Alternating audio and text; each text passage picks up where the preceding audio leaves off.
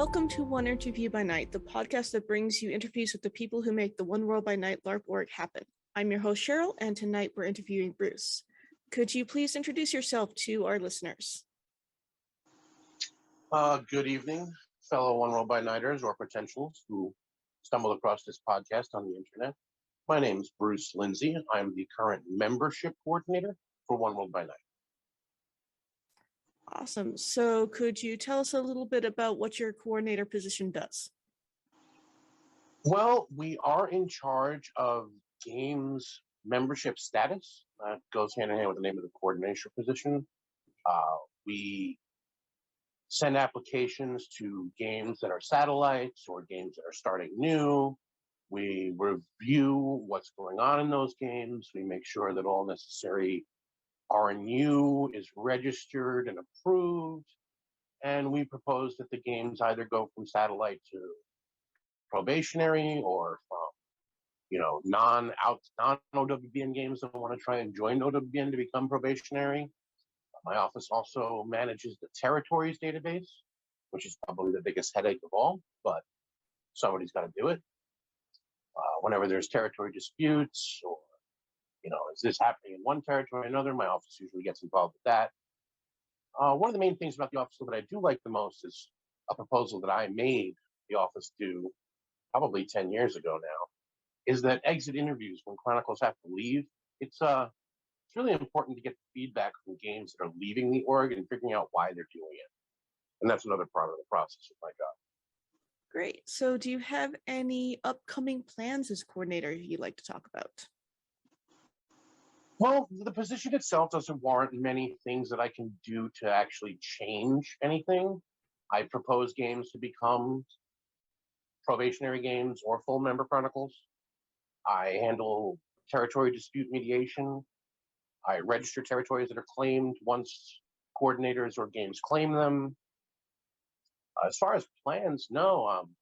I was trying to do something with the database of territories, but I'm just waiting on some feedback from the web coordinator to be able to pull all that data of all the territories into a formatable spreadsheet that I can manage. Oh, that would probably be really helpful. Absolutely. I remember that when I was just a membership sub-coordinator under Bill Genich, that they wanted to redo the entire OWbN territory database. And there were over 7,800 entries, I think, at the time. And so I said to Will, I'm like, Will, I'm your sub-coord. You're making these people do this manually. I'm just going to set up a macro through Mozilla Firefox to delete the whole database like you want, and then we'll restart it. So my work computer was busy deleting the old territory database for quite some time, but what we have now is pretty solid. Awesome. So is there anything else that you as a coordinator would like to talk about related to the org or your coordinator position? I'm a pretty laid-back guy. I'm in Cord Land retirement. I was formerly the NR Cord, and that was a headache. But I work with the marketing team as best I can. And as far as membership goes in the org, basically I think it's doing all right. I know that the pandemic hurt a lot of games. I read the archivist reports, and I probably estimate that largely at least 1/3 of the org is still on hiatus. But, there's nothing my office can really do to fix that. That's a chronicle level grassroots type of thing. So now I get to ask the fun stuff, which is what's your history in the org and who do you play? Oh man, what's my history in the org? Okay. So I started out at Westchester by Night in 1998, where I either had to show my fake ID or a parent's permission slip because I wasn't quite 18 at the time. So I've been doing this for a long while. There was a stint of, taking a break from the org for a couple of years back in the early 2000s. But other than that, I've been pretty much active for a long time. I've been a head storyteller of a chronicle. I've been council member, sub-coordinators, multiple offices. Generally, I like to see this org prosper because it's something I've put a lot of my life, time, and money into. So anything I can do to help keep things moving is what I'm here to do. Yeah. So, who do you play? Oh man, that's a secret. No, it's not. Really. I have several characters across One World by Night. I have two Anarchs, one named Mac, the Nosferatu, the Notorious. Play another very tight ass, stick up his butt, Ventru Anarch named Diedrich Bardonia. I play a Sabat Zamish Koldun. He's been kicking around since 2001. His name is Darwin O. Usually don't say his last name because I don't want people to catch on to what I might be. Let's see. I have a Gargoyle Farm Boy. Gargoyle Farm Boy? Absolutely. You should see the makeup and the overalls and the straw hat. That's great. I was present when gargoyles were first deregulated. I actually was like, I guess maybe one of the few people that went with the storyline that the coordinator had proposed. And I woke up in a box on a train and was presented to the prince as a cadet. And I was thrown under some Tremere's accounting. And I've been there for 7 or 8 years, not wanting to go any further with the PC. You know, he literally just likes to farm. He has like animal pairing or whatever it's called, or I know how to breed cows. I can, cut down trees. That's his whole stick. I think he's probably got 250 dots in abilities that are absolutely non-functional other than to be a farmer.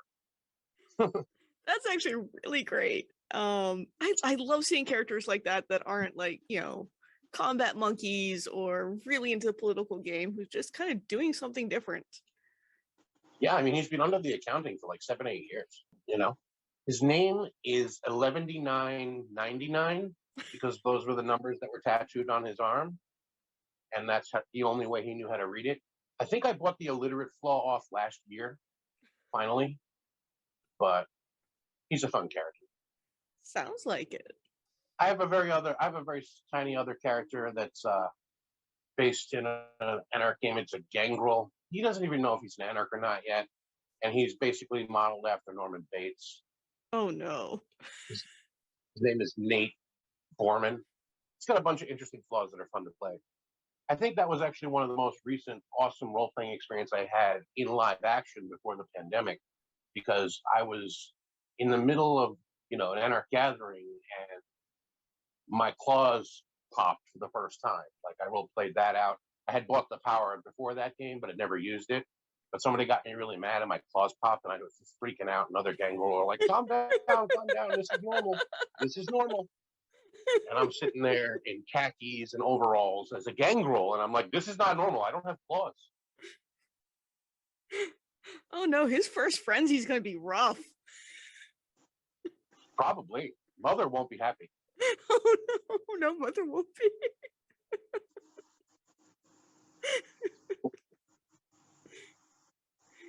I love it. Yeah, those are the characters I play in the org. I've traveled quite a bit over the last, 2 and some change decades. I've been to California, Florida, all the major Grand Masquerades that OWbN was part of, except one, the last one. I love going to Blood and Ice, probably a really clutch event. If nobody's been there, go to Blood and Ice. John, you're welcome to plug. But yeah, can't wait to see live action gaming really catch on again. Unfortunately, the local chronicle that I played in the most during COVID, it was at a restaurant bar with a huge private back room that we would get every Sunday. The owner couldn't make it. And when he decided not to renew his lease, they literally leveled the building. Oh, no. So I know that game is still looking for a place to come back to live action, but it just hasn't happened yet. Yeah, I know the games local to me are struggling with that too. The location we used to use, even before the pandemic, didn't have the best ventilation. So now no one really wants to put the game there. Gotcha. So at least in the summer, it's Maine. So one of the players has a barn, and they've been playing in her barn, but that only works during the summer. Yeah. No, I mean, I think that the pandemic definitely changed the entire dichotomy of this organization. It used to be all live action. And I think, pre-pandemic, there were maybe one or two Discord only games. Now it's like fewer live action games than there is online games. Yeah. You know? And a lot of the live games still have a Discord component for people who can't make the live games. Yeah. Which honestly I love, and I really want to see that continue, that sort of hybrid model. But yeah, no, a hybrid model works. Yeah, no, I love the Discord is a hybrid gift. model. It Discord really was a has gift been. to our. I understand it's not for everybody, but I'm the guy that used to run scenes as a coordinator online through email, where 200 emails would be flying off within a couple hours, and also playing those. So I remember those days. Oh yeah, no, I've been in those scenes. This is just a little bit more instant gratification, which I know a lot of people really appreciate. Yeah. So I'm looking forward to more live games coming back too. I really hope the games that are on hiatus start coming back. Yeah, that's the same here. I think that more live games will bring more people back. I mean, I can't say for anything outside of my region that I'm aware of, but I know, at least in the game that I used to hang my hat in for the longest time, there are a lot of people. I could say, if the game's attendance was average 15 to 20 live action, I mean, I know that they lost at least 7 or 8 people because they don't like Discord. You know what I mean? They'd Oh yeah. rather.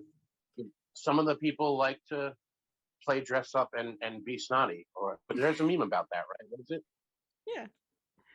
Oh, and I mean, I love the dressing up part. It's fun. Yeah. I was always big into costume as well with all my characters.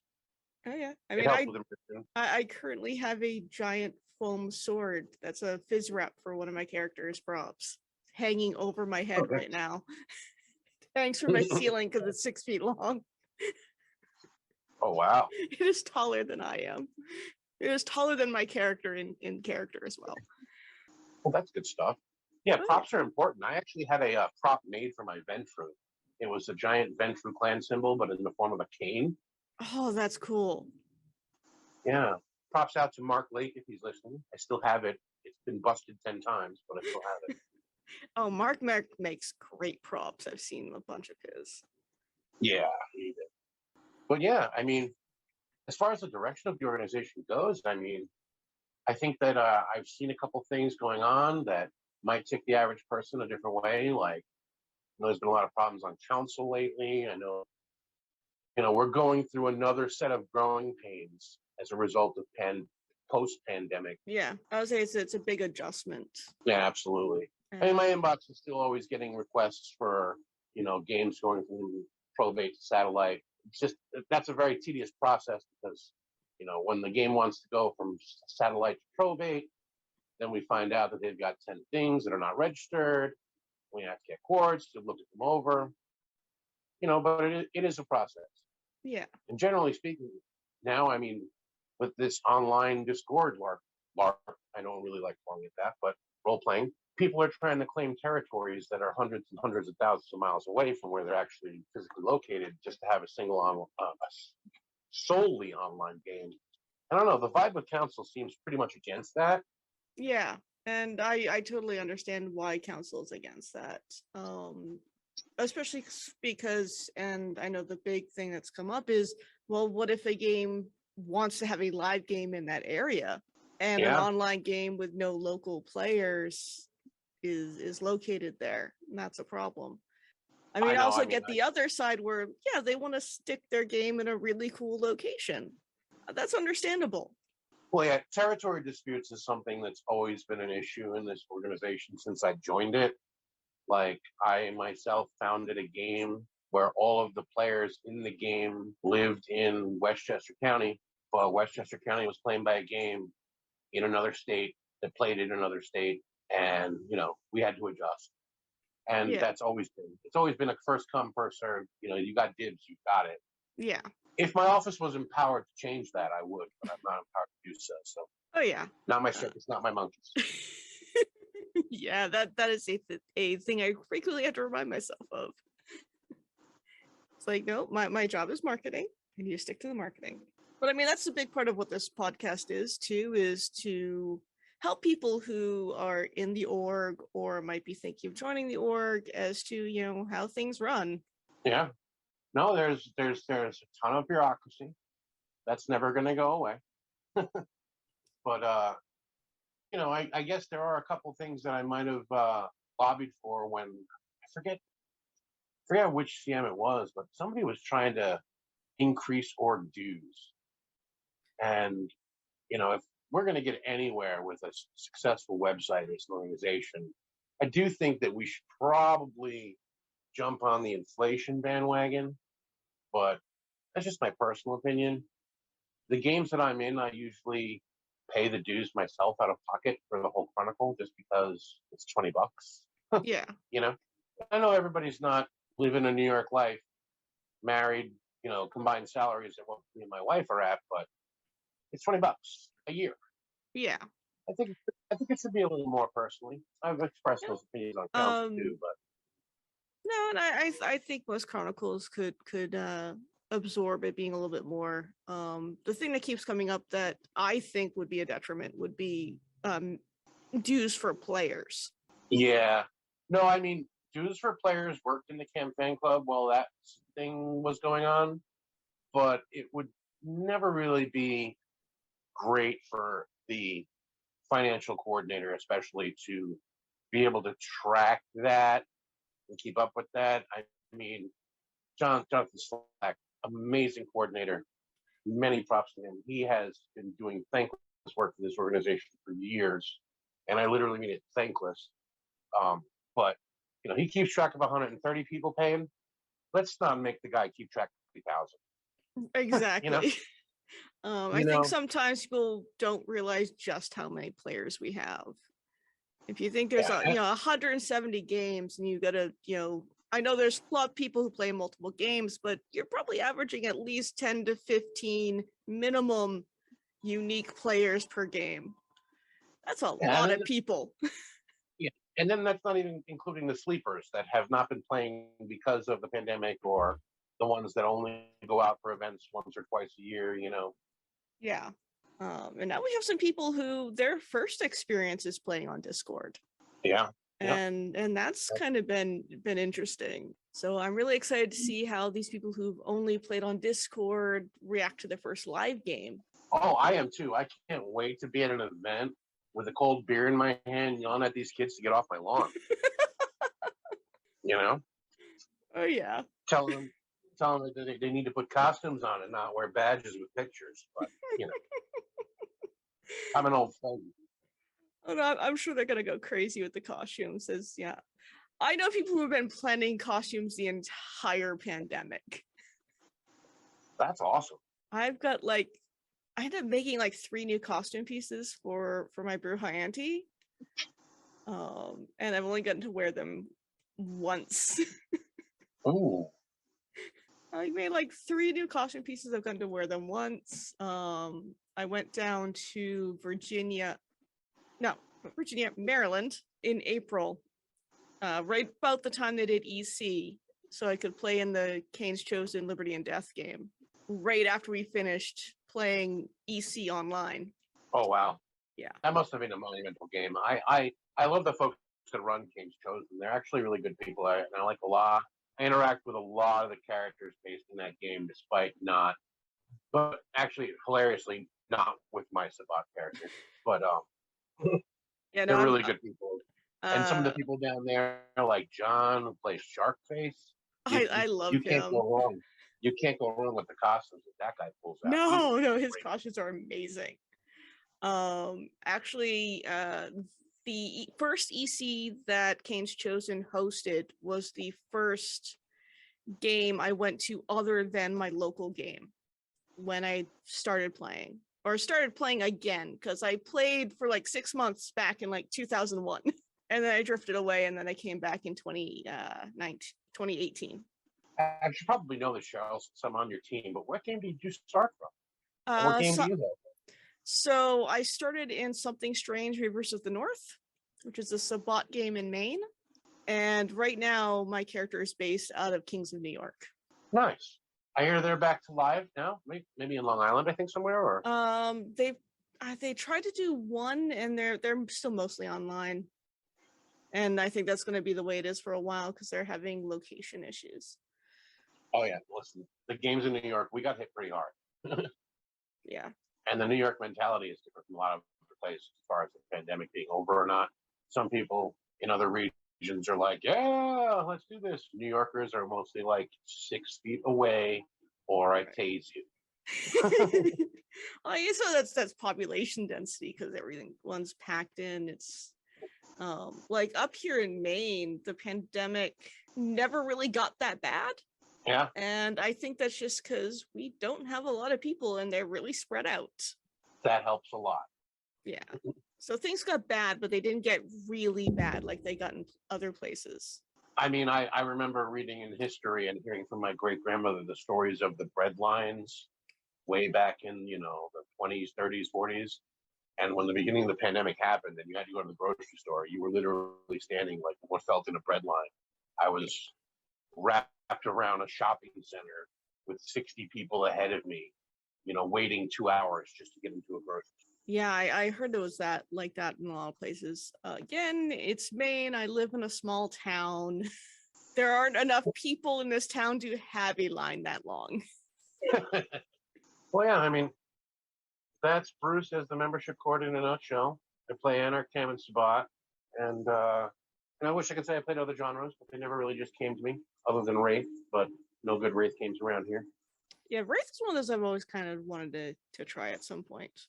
Just because it's such a cool concept for a game. Yeah. It's heavy admin duties, though, because you have to have people you have to have dedicated shadow narrators, Yeah. It's a great tabletop concept for a small group, but I mean, a staff for a Wraith game of 15 to 20 people live action would have to have at least 5 to 10 narrators. All right. So thank you so much. You have been so much fun to have as an interview guest. And I think we'll wrap that up. And again, thank you. And hopefully we will start getting these podcasts out fairly soon, as you'll be the fourth one that we have sort of in the queue to be edited. Perfect. Yeah, I was speaking with Christian about that. That's a really good schedule plan that you guys have going. And I have like 3 other people who are lined up who want to do interviews, so I'm not having to chase people down. It's great. That is awesome. All right, so I think that's about it, and I'll say goodbye. So, thank you for interviewing me on the admin core team, and hope everyone has a good night. You too. Take care. One Interview by Night is hosted by Cheryl Wesley, contact and interview prep by Ariel, editing and music by Christian Keller. If you are interested in playing in One World by Night, please visit our website at OWbN.net. You can contact the marketing team at OWbN-marketing@googlegroups.com. One Interview by Night is presented by One World by Night, produced under the Dark Pack Agreement with Paradox Interactive. Portions of the presented material are the copyrights and trademarks of Paradox Interactive AB and are used with permission. All rights reserved. For more information, please visit worldofdarkness.com. This material is not official World of Darkness material and is intended solely for use by One World by Night.